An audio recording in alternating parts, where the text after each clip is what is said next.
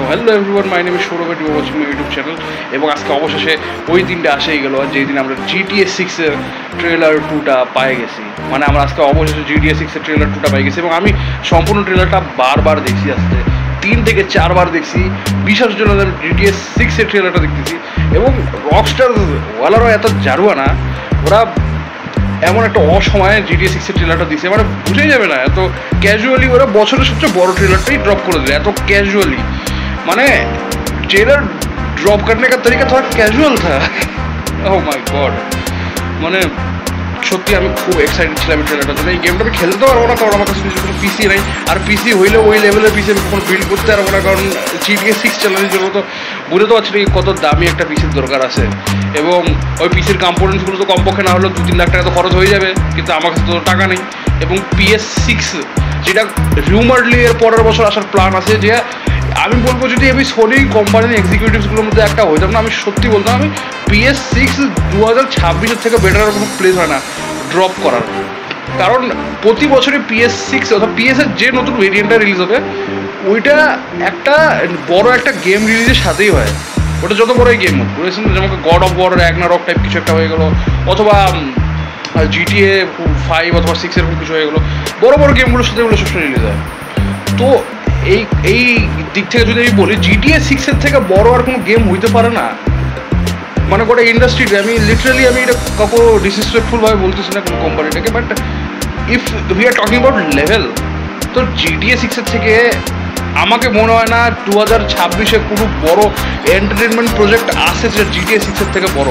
Even আমি এটাকেও মাইন্ডে রাখতেছি যে 2026-এ অ্যাভেঞ্জার্স ডুমসডেটাও রিলিজ হবে, কিন্তু আমি তাও বলছি GTA 6 এর লেভেলের বড় কিছু হবে না। ইভেন আই গেস যদি GTA 6 আর ডুমসডে একই মাসের মধ্যে রিলিজ হচ্ছে, কারণ দুটাই মে মাসে রিলিজ হচ্ছে। আমাদের ডুমসডে মনে হয় মেয়ের 2 তারিখে রিলিজ হবে আর GTA 6 May 26 রিলিজ হবে। তো আমাকে যা মনে হয় কি হয়তো এখানে ডুমসডে নিজের ডেটটাকে একটু আগানো তো চান্স নেই বেশি, কারণ মার্ভেলের প্রজেক্ট ডিলেই হয় সময়, তো হয়তো বছরের শেষের দিকে করে দিতে পারে। কারণ GTA 6 এরকম এত বড় একটা স্টর্ম, ওটা যত বড় প্রজেক্ট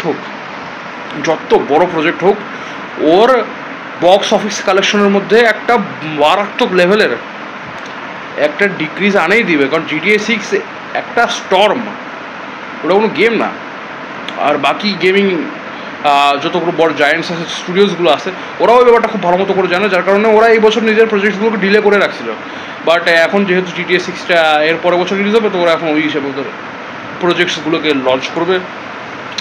বাট এখন আমার কি, আমি তো গেম খেলতে পারবো না। আমি জাস্ট আপনাদের বলতেছি আমার যা রিয়াকশন আছে, কারণ GTA 5ও মনে হয় আমি অত বেশি খেলতে পারিনি আমার লাইফে, বাট তারপর গেমটার সাথে আমার একটা মোটামুটি একটা কানেকশন আছে, কারণ গেমের ক্যারেক্টারগুলো লাইক ট্রেভার, মাইকেল, ফ্র্যাঙ্কলিন, এরা সবসময় আমার একটা ফেভারিট গেমিং ক্যারেক্টারগুলোর মধ্যে একজন, এবং I like them so much. এবং এই গেমটা থেকেও আমি ওরকমই আশা করে রাখতেছি কি ক্যারেক্টারগুলো খুব লাইকেবল বানাবে, খুব স্টাইলিশ বানাবে, এবং গ্রাফিক্স নিয়ে তো রকস্টার কখনো কোনোভাবেও কম্প্রোমাইজ করে না। গ্রাফিক্স এই গেমের দেখেন আপনি অন্য যে কোনো গেমের সাথে কম্পেয়ার করে থাকেন, এত photo realistic graphics I never expected this.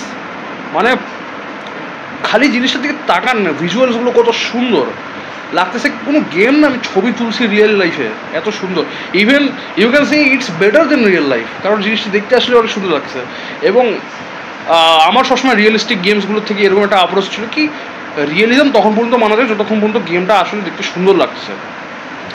আমি এখানে ক্রিয়েটিভ লিবার্টি নিতে পারি যদি আমাকে গেমটা বেশি সুন্দর দেখাইতে হয়, আমাকে ফটো রিয়েলিস্টিক জিনিস দেওয়ার দরকার নেই, যতদিন পর্যন্ত গেমের গ্রাফিক্সগুলো ক্যাচি লাগতেছে, ভালো লাগছে। এবং রকস্টার আমাকে মনে হয় সেই অ্যাপ্রোচের দিকেই আছে কি আমরা রিয়েল লাইফের গ্রাফিক্সে দিব, ফটো রিয়েলিস্টিক দিব, বাট আমরা নিজের হিসেবে টিউন করে দেবো। কিন্তু গেমগুলো তো ওদের রকস্টার গেম ইঞ্জিনেই তৈরি হয়তো, তো ওটা ওরাই ভালো চায় কি ওদের গেমের স্যাচুরেশন লেভেলটা কেমন হয়, কালার স্যাচুরেশন এবং সিনেমাটোগ্রাফি ওরাই ভালো চায়। কিন্তু যাই বলেন গেমটা সুন্দর লাগছে, প্রচুর সুন্দর লাগছে, গ্রাফিক্সগুলো থেকে শুরু করে ভয়েস অ্যাক্টিং, তো রকস্টার গেমের যাই বলেন ভয়েস অ্যাক্টিং আর মোশন ক্যাপচার সবসময় বেস্ট হয়। এবং আমি এখন বলতে চাচ্ছি 2000 এর পরের বছর যে গেম অফ দ্য ইয়ার হবে GTA 6 এর গেম অফ দ্য ইয়ার হবে, সরি বাবা GTA 6 জিতবে এটা। আর I am damn excited for this game. দেখি যদি ভবিষ্যতে কোনোদিন টাকা পয়সা হয়, যদি কোনোদিন মানে টাকা পয়সা যদি জুটছে আমার, তো আমি হয়তো পিসি বানাবো, নাহলে একটা PS6 কিনবো শখের বছর। আর তখন GTA 6 খেলবো আমিও। আর দেখি এটা এমন তো হবে না যে নেক্সট ইয়ারে আমি GTA 6 খেলতে পারবো, জীবনেও না। এখন তো GTA 5 ঠিক মতো করে খেলবে। বাকি আপনারা বলেন কি আপনাদের মধ্যে কয়জন GTA 5-এর জন্য আমার মতো এক্সাইটেড আছে এবং কয়জন রিয়ালিটিতে GTA 5 খেলবে, আপনারা ওটাও বলেন। And that's it for this video. ভালো থাকলে ভালো থাকুন, সুস্থ থাকুন, বাই।